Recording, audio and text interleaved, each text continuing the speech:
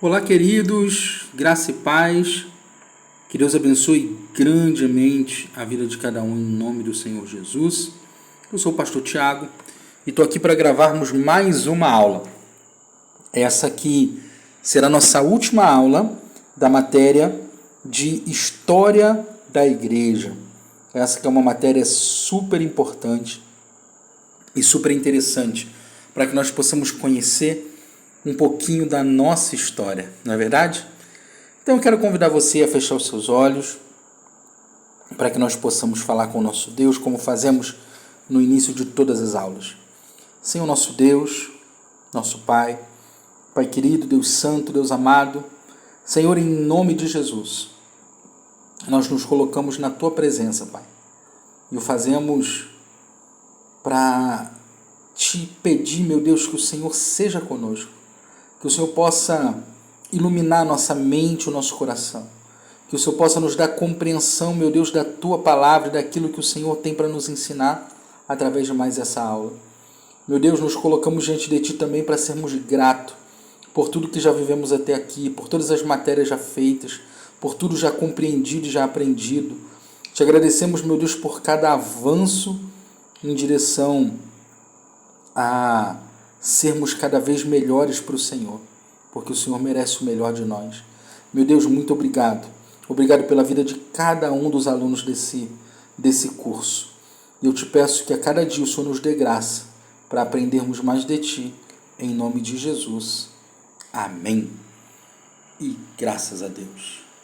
Bom, meus queridos e minhas queridas alunas, hoje nós chegamos à nossa última aula dessa nossa matéria de História da Igreja. E que caminhada foram essas 4 aulas, não é verdade? Hoje nós vamos falar de alguns dos momentos mais impactantes da história do cristianismo. Até aqui nós falamos de como a igreja começou, falamos da perseguição, do papel dos apóstolos, da patrística, os pais da igreja, falamos também da conversão de Constantino, do fim da perseguição, das heresias trazidas à Igreja de Cristo, todas as atrocidades realizadas pela Igreja Católica. Falamos da pré-reforma e começamos a mencionar um pouco a Reforma Protestante. Hoje nós vamos aprofundar a Reforma Protestante. Vamos falar dos seus antecedentes, dos desdobramentos, também do surgimento dos avivalistas como John Wesley. Por fim, vamos olhar para os nossos dias com um panorama sobre a igreja moderna, sobre a igreja cristã no mundo. Preparados? Bom, vamos começar.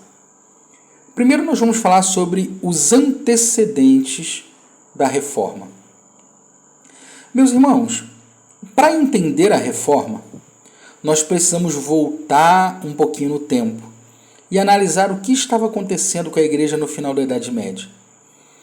A Igreja Católica, durante séculos, teve grande poder, não só espiritual, mas também político e econômico.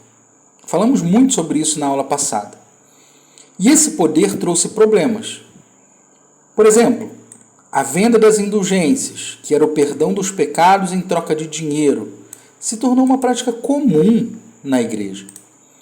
O clero estava muitas vezes corrompido, mal preparado teologicamente e mais preocupado com o status do que com apacentar o rebanho.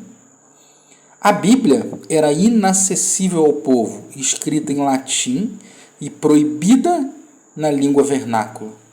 Era proibida para as pessoas terem a Bíblia no seu próprio idioma. Mas lembra que Jesus fez uma promessa que as portas do inferno não prevaleceriam sobre a sua igreja? Haviam vozes questionando esse cenário. E nós vamos destacar 3 homens importantes. O primeiro deles foi um homem chamado John Wycliffe. Ele viveu entre 1320 e 1384 na Inglaterra. Traduziu a Bíblia para o inglês e criticava abertamente a corrupção no clero. John Wycliffe foi um grande homem de Deus, um dos pré-reformadores, um dos homens que vieram antes de Lutero e que combateram com veemência toda essa podridão que até então fazia parte do seio da Igreja de Jesus. John Huss viveu entre 1369 e 1415, lá na Boêmia, que hoje em dia é o território da República Tcheca. Ele seguiu as ideias que foram parecidas com de Wycliffe e acabou queimado vivo, acusado de heresia. E por fim, os humanistas do Renascimento, como Erasmo de Roterdã, por exemplo, que defendiam uma volta às fontes bíblicas e aos textos originais para fugir de todas aquelas heresias trazidas pela Igreja Católica. Esses foram alguns dos pré-reformadores, homens que, digamos que, prepararam o terreno para o que Lutero viria a fazer algum tempo depois. Segundo ponto, como tudo aconteceu, a Reforma Protestante? Agora nós vamos para o ponto central, meus queridos, a Reforma Protestante em si. O ano era 1517. Martinho Lutero, um monge da ordem agostiniana e professor de teologia na Alemanha. Ele afixou 95 teses na porta da igreja do castelo de Wittenberg. E essas teses, elas eram um protesto contra a venda de indulgências e um apelo para uma reflexão teológica. O que Lutero talvez não esperasse é que esse ato viraria o mundo cristão de cabeça para baixo. Com o apoio dos príncipes alemães e graças à recém-inventada imprensa, as suas ideias se espalharam rapidamente. Em 1521, Lutero foi excomungado e convocado à Dieta de Worms. Lá, ele se recusa a renunciar, dizendo: a menos que eu seja convencido pelas Escrituras e pela razão, eu não posso e não irei me retratar. Olha a coragem daquele homem, mesmo sabendo que muitos antes dele foram queimados na fogueira, foram martirizados. Ainda assim, ele mantém a sua posição pelo compromisso que ele tinha com Deus e com a Igreja do Senhor. Isso marca oficialmente a ruptura de Lutero com Roma e o nascimento do protestantismo. Por que protestantismo? Às vezes, as pessoas chamam os cristãos evangélicos de protestantes e as pessoas não sabem o porquê, como surgiu essa expressão protestante. Protestante vem justamente por conta das 95 teses de Lutero, que eram um protesto. Então, aquele que protesta é um protestante. Então, as nossas igrejas nasceram a partir de um protesto contra todas as heresias e desvios e desmandos da Igreja Católica Apostólica de Roma. Logo, nasce o protestantismo. Outros homens foram muito importantes para disseminar o protestantismo, para que o protestantismo crescesse e avançasse pela Europa. Um deles era um homem chamado Zwinglio, na Suíça. Ele promoveu uma reforma mais radical, inclusive abolindo as imagens na igreja, o que Lutero, por exemplo, não fez. João Calvino, em Genebra, estruturou uma teologia reformada com ênfase na soberania de Deus, na predestinação e no governo eclesiástico participativo. É interessante frisar que, como arminiano, tenho sérias restrições à doutrina calvinista, porém, João Calvino foi um homem muito importante no avanço da doutrina protestante e evangélica.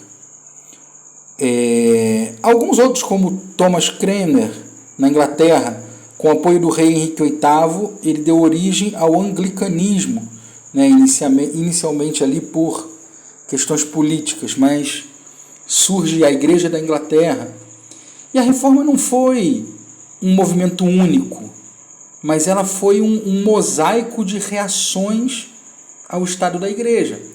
A reforma ela não foi um movimento único e organizado, mas muitos ao redor do mundo foram adotando aquelas ideias da reforma e fazendo as suas reformas, até que chegou ao estado em que nós estamos hoje, né? Agora, toda ação provoca uma reação, geralmente inversa e proporcional. Nem sempre proporcional, né? A Igreja Católica,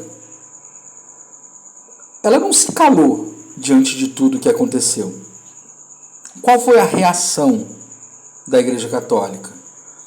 Foi um chamado movimento de contra-reforma. E esse movimento de contra-reforma, ele começou com o Concílio de Trento, lá em 1545 a 1563, que foi um grande marco dessa resposta. Ele reafirmou as doutrinas católicas, como, por exemplo, a autoridade da tradição e das escrituras. Quando Lutero dizia sola scriptura, a reforma ela foi marcada por 5 afirmações muito profundas, que eram sola scriptura, ou seja, somente as escrituras, combatendo esse movimento das tradições da Igreja Católica, né? Dos documentos do Papa e etc., todas as questões estabelecidas pelo clero serem mais profundas do que a própria Bíblia. Então, as 5 solas que foram a base da Reforma Protestante, elas foram, por exemplo, sola scriptura, que Lutero estava dizendo ali, a Bíblia é a única autoridade final, infalível em matéria de fé e prática cristã.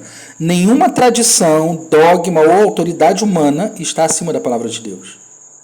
Segundo, sola fide, ou seja, somente a fé. A salvação, ela vem da fé em Jesus Cristo, e não por obras ou por méritos humanos, ou pelo pagamento de indulgências, ou por ofertas, votos, envelopes, fogueiras ou coisas do gênero. A salvação é somente pela fé, sola fide. Terceiro, sola gratia, somente a graça. A salvação é um dom gratuito de Deus, recebido pela graça. Não é algo que merecemos ou não há nada que possamos fazer para merecê-la.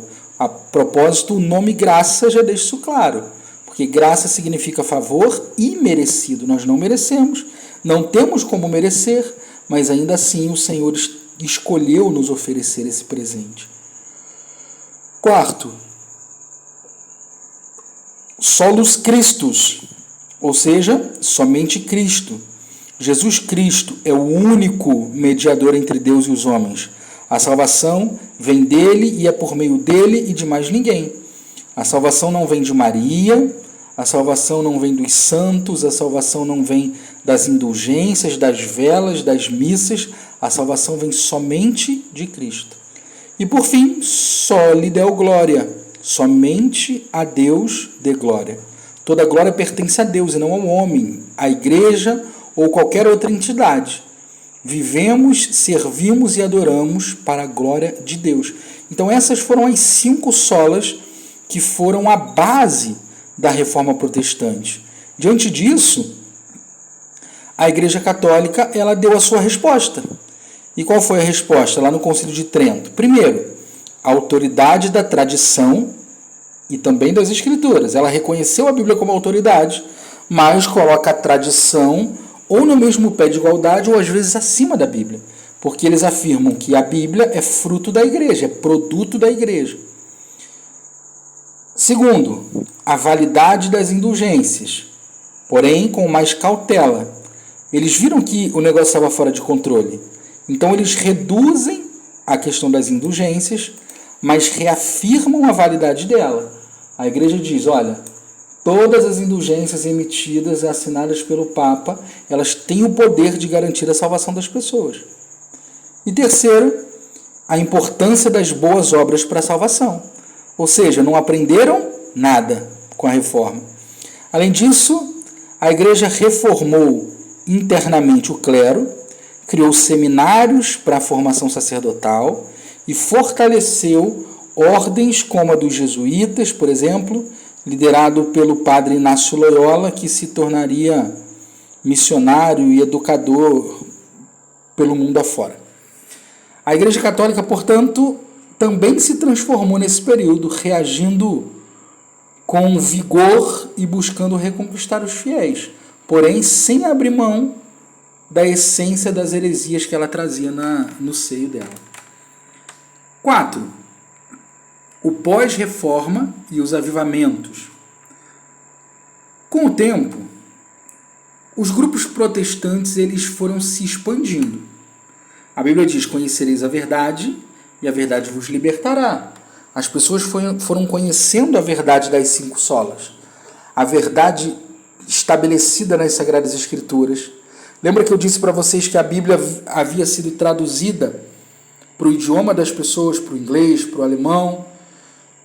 Com isso, mais pessoas tinham acesso às Escrituras e, com isso, mais pessoas iam sendo transformadas pelo poder do Evangelho. Diante disso, novos movimentos surgiram. O século XVII e XVIII testemunharam grandes avivamentos espirituais. Por exemplo, o pietismo na Alemanha, que enfatizava uma fé pessoal, uma fé viva, uma fé prática, uma fé em ação e em movimento. Outro foi o avivamento dos morávios, que influenciou muitos missionários pelo mundo afora. E vimos também o grande despertamento nos Estados Unidos e na Inglaterra, que trouxe pregações apaixonadas e conversões em massa. E aqui entra em especial um homem chamado John Wesley, fundador do movimento metodista. Wesley pregava ao ar livre, andava a cavalo por quilômetros e anunciava uma salvação para todas, para todos, baseado em arrependimento e fé.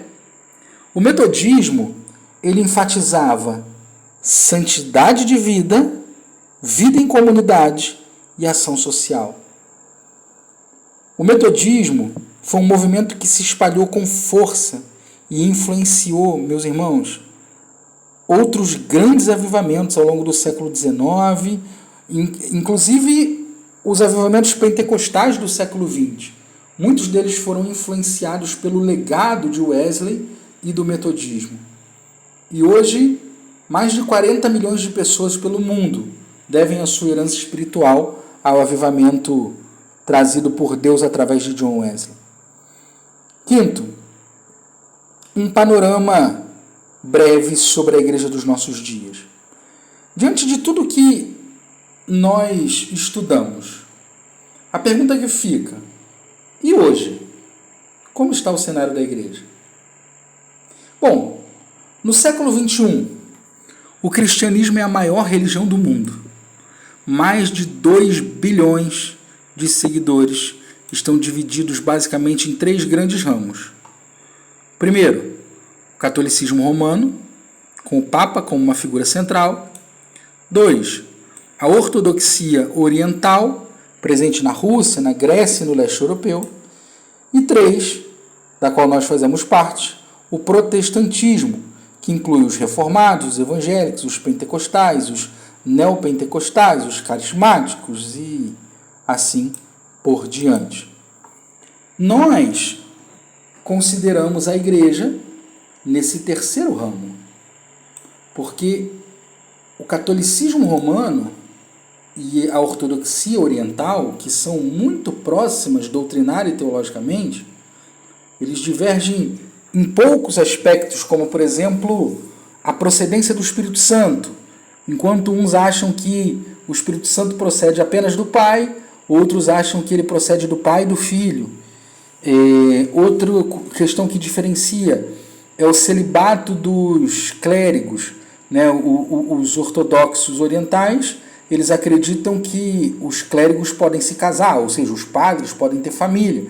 Já os católicos romanos não acreditam nisso. Mas todos seguem mais ou menos as mesmas heresias que foram construídas e trazidas desde a Idade das Trevas até os dias atuais. Nós, como protestantes, trazemos à tona a igreja que Jesus estabeleceu através dos seus discípulos.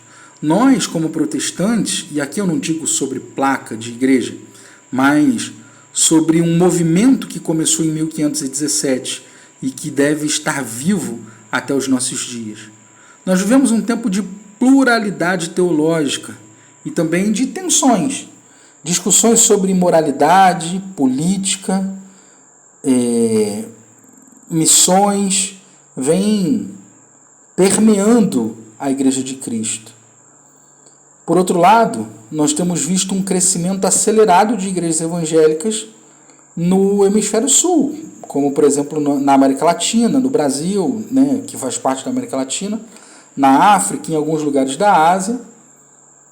Agora, as igrejas, elas enfrentam alguns desafios atualmente, como, por exemplo, a secularização do Ocidente. Meus irmãos, aqui no Ocidente, que já foi palco de grandes avivamentos, nós vivemos um tempo em que a igreja ela encontra muita resistência. Existem países que o número de ateus, de agnósticos, são alarmantes. Essa secularização ela tem acendido uma luz amarela na Igreja de Cristo, porque nós precisamos alcançar essas pessoas, nós precisamos trazê-los de volta para o aprisco do Senhor. Outro dos desafios, a perseguição que existe em alguns países. A Janela 1040 ela mostra de forma escancarada a perseguição religiosa que existe pelo mundo afora. Enquanto nós temos liberdade para estar em todos os cultos e muitas vezes deixamos de ir porque não estamos afim ou porque estamos assistindo alguma coisa na televisão ou estamos cansados, existem países no mundo que as pessoas literalmente dão as suas vidas para poder pregar o Evangelho. Lugares onde são proibidos falar do amor de Cristo. Nós precisamos orar e contribuir com essas pessoas. Existe também um problema central na minha visão, que é a superficialidade teológica. Nunca se teve tantas igrejas como nos nossos dias. Porém, nunca se teve tantas igrejas rasas e distantes do Evangelho como nós temos hoje em dia. Esse é um outro grande desafio para a Igreja do Senhor Jesus. Mas também há notícias boas. A tradução da Bíblia hoje já está em mais de 1000 idiomas. Milhões e bilhões, na verdade, de pessoas têm a Bíblia no seu idioma. As conexões digitais uniram os cristãos pelo mundo. Um renovado desejo por discipulado autêntico tem acendido no coração dos crentes. E esse discipulado, esse ensino, essa comunhão tem feito a igreja crescer e avançar. A história da igreja, ela continua a ser escrita por mim, por você e por cada um de nós, até o dia em que Jesus vier para nos buscar e nos levar para o nosso lar celestial. Para finalizar, meus queridos, nós chegamos ao fim dessa matéria. Desde a igreja primitiva até os nossos dias. Passamos por mártires, concílios, rupturas, avivamentos, desafios modernos. A pergunta que fica agora é: qual será o nosso papel como igreja nos dias atuais? Nós vamos repetir os erros do passado? Ou seremos parte de uma geração que busca viver o Evangelho com integridade, coragem e amor? Que essa caminhada ela tenha despertado em você não apenas conhecimento, mas paixão. paixão por conhecer mais, por servir mais e por amar mais o corpo de Cristo. Muito obrigado por estarem comigo até aqui. Que Deus abençoe grandemente a sua vida e até a próxima aula, no nome do Senhor Jesus.